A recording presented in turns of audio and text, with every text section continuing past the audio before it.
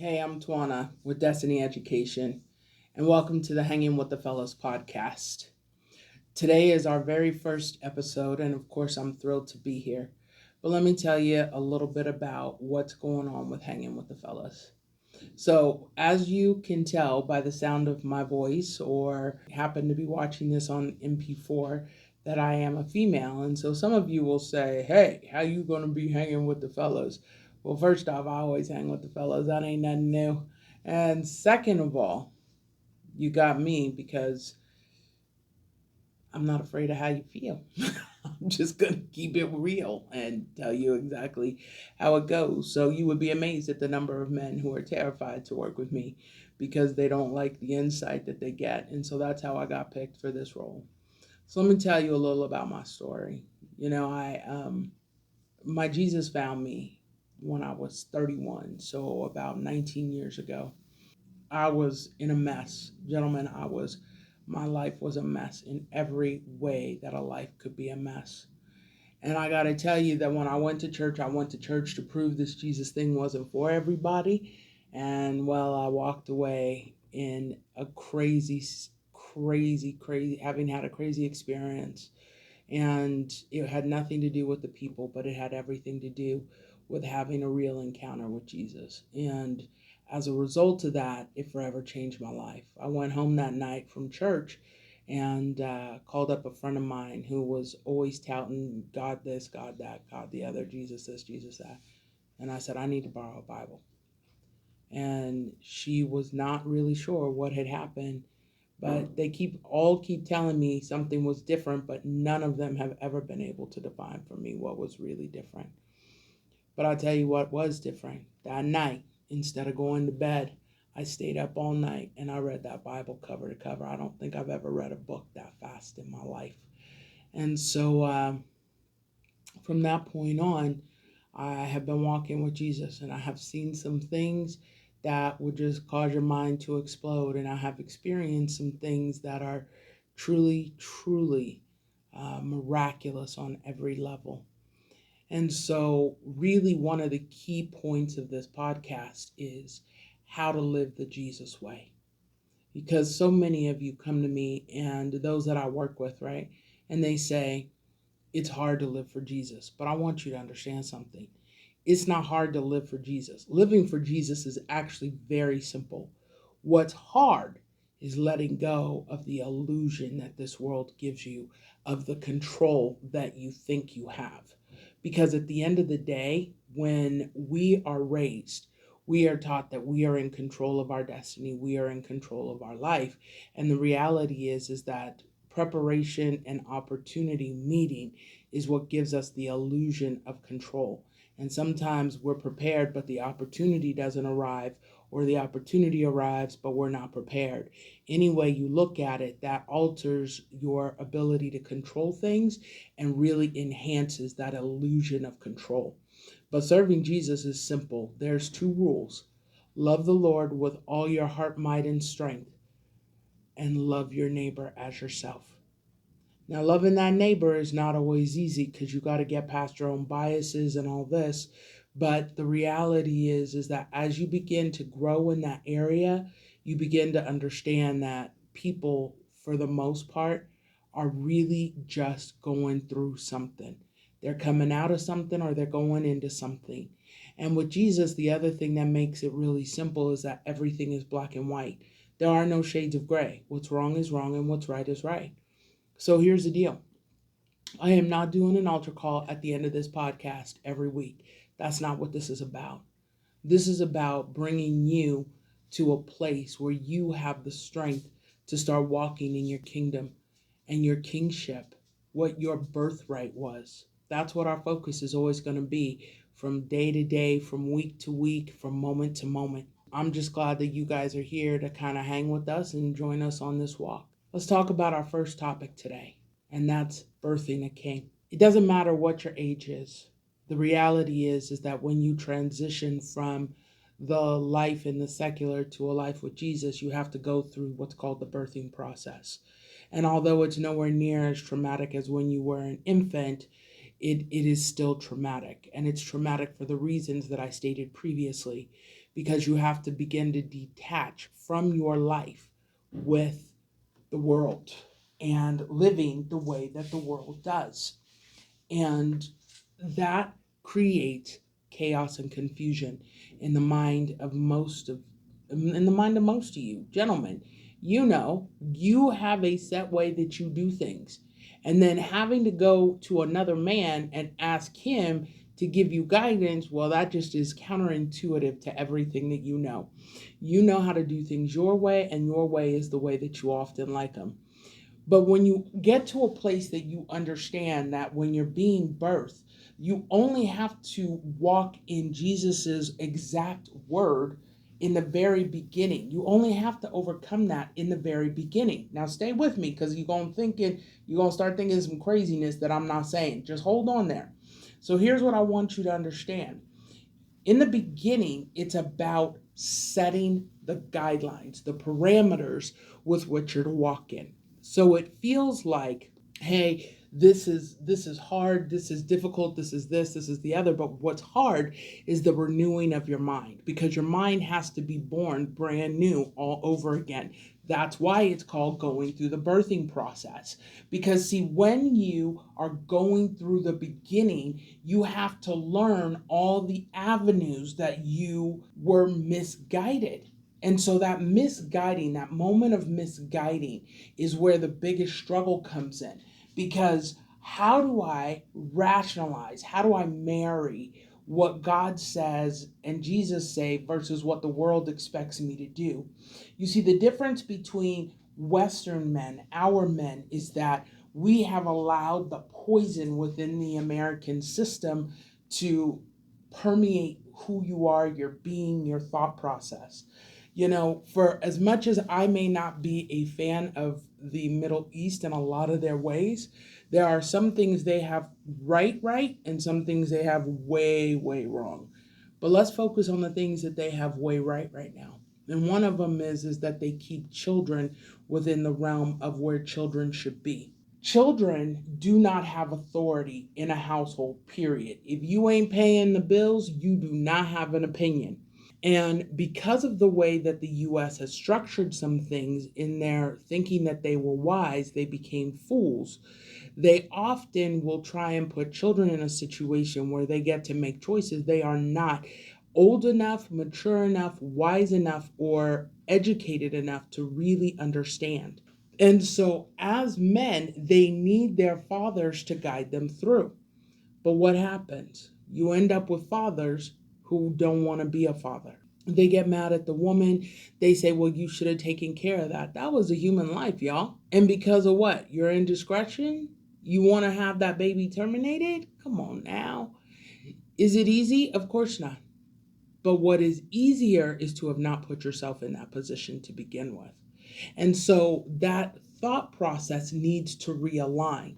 Because let me tell you, back in the world, I was like everybody else. I thought, I don't know how I keep ending up in these positions. Like I'm a victim, I'm this, I'm that.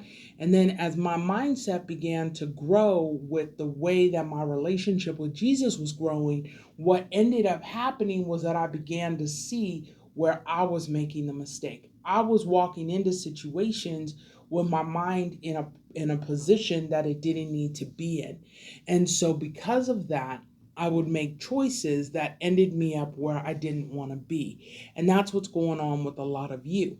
So when you're going through the birthing process, it is painful because you have to be willing to let go of things that originally you're not willing to let go of. You don't understand the value. You hold things so tightly. Let me tell you the story of one of the gentlemen I'm working with. I love this man. He's one of my best friends. And he and his wife are on the outs right now. And so, understand this. I'm very big in keep your hands off of certain situations. Like, I'm not interested in advising. I learned my lesson early in this walk as Jesus was kind of guiding me into this position where there are some men who are ready to grow and some men who are not. And one of the ways that you know when a man is ready to grow is that he's willing to take responsibility for his actions. And so, before I tell you about this gentleman who's one of my best friends, I want to tell you about a client I once had. And what he would do is he would come to me wanting information about how to handle something, right? And so I would give to him the biblical way of handling it. I would ask him questions. What is it that you want? What is it that you're seeing? So on down the line. And he would hear something that he didn't like. And you know what he would do? He would go tell everybody what I said. And when everybody disagreed with me, he wouldn't do it. Well, ultimately, what they were disagreeing with wasn't me, it was God's word. Because I wasn't giving him information from my perspective.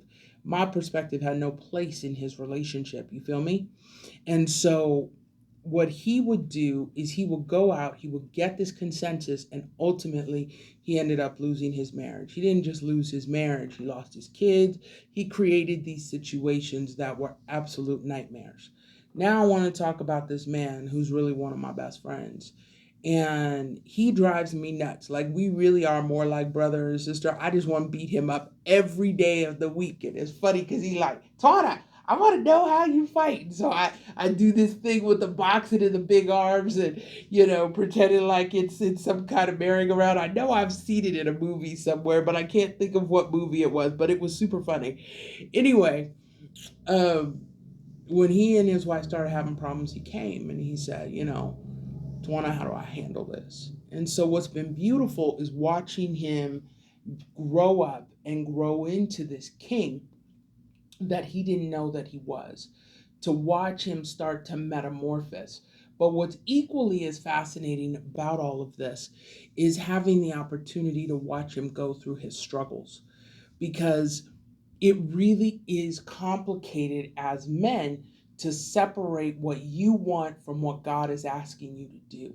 And so what we have to understand is that we have to go as men, what is best is to start by going back and looking at what your issue is with men, what your relationship is with men, not so much your issue. Some of you have issues with men, but some of you, it's your relationship with men.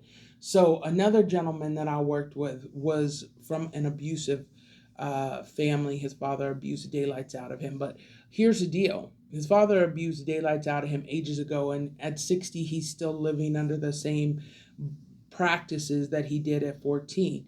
You see, what worked at 14 doesn't work at 60. He should have already allowed himself to grow out of that by now, but he did not. And so, what happens with a lot of you is that you'll get to a place where you have done so much to people that now people don't want to be a part of anything. You can only hurt people so many times before they just can't take being hurt anymore. And then it alters the way that they see you, it alters the way that they feel about you and what they think about you. And they just get to a place where there's nothing left. And that's the hard part, is when you get to that place that there's absolutely nothing left.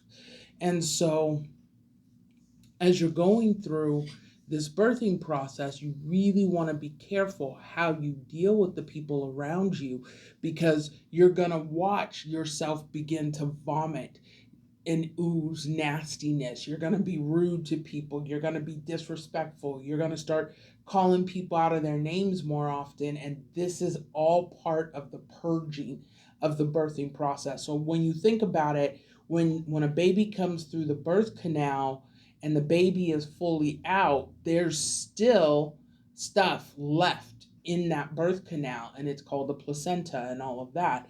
Well, as you're going through your birth canal at this point in time, what happens is all that stuff that normally you can keep hidden is going to start oozing out before you are even seen as your new person. And so when that happens, you got to learn to control what you say, how you say it, when you say it, and to whom you say it. Because you can, through this process, destroy your entire family. And it's just, it's not, it's far better to not do it than to have to go back and apologize for it in this situation, because now you're dealing with human feelings. Now you're dealing with human emotions. Now you're creating situations where people are feeling some kind of way about you. And I really don't think that most of you want to go that route. You want to find a way to destroy your woman? Keep running your mouth with negativity and saying stuff to her that's not okay. Keep going to her and telling her how you paid for everything, or giving her the feeling that she is less than you because of all the things that you've done. And that's where the big change has to come when you go through that birthing process, is that understanding who God made you to be and what her role is and how she's supposed to work with you. You know, your wife to be, is her value is greater than rubies if you have chosen the right woman. Because remember this, just as there are two types of men, those who follow the Lord and those who don't, there's two types of women, those who follow the Lord and those who don't. And the ones that do are going to give you a very different experience than the ones that don't. The ones that don't are going to come with baggage that most of you don't want to deal with. But if you are not someone who follows the Lord, that's the realm you've put yourself into. And so don't be unequally yoked with someone who is a believer, because at the end of the day, most women are not strong enough to stand up to unbelieving husbands, just as believing husbands are not usually strong enough to stand up to non-believing wives. There's a reason that we don't cross that. Here's what I want to give you as a summation of today's podcast. The birthing process is going to be a challenge, because you're going to be forced to go through things that you wouldn't normally have to go through. You're going to have to make decisions that are going to be hard. It's about getting off of your agenda and allowing your mind to be renewed daily through Christ's agenda, and understanding that He's not doing this or allowing this to happen to you because He hates you. He's allowing this to happen to you so that you can shine and be the best version of yourself. Take that, chew on it. I'll see you next week.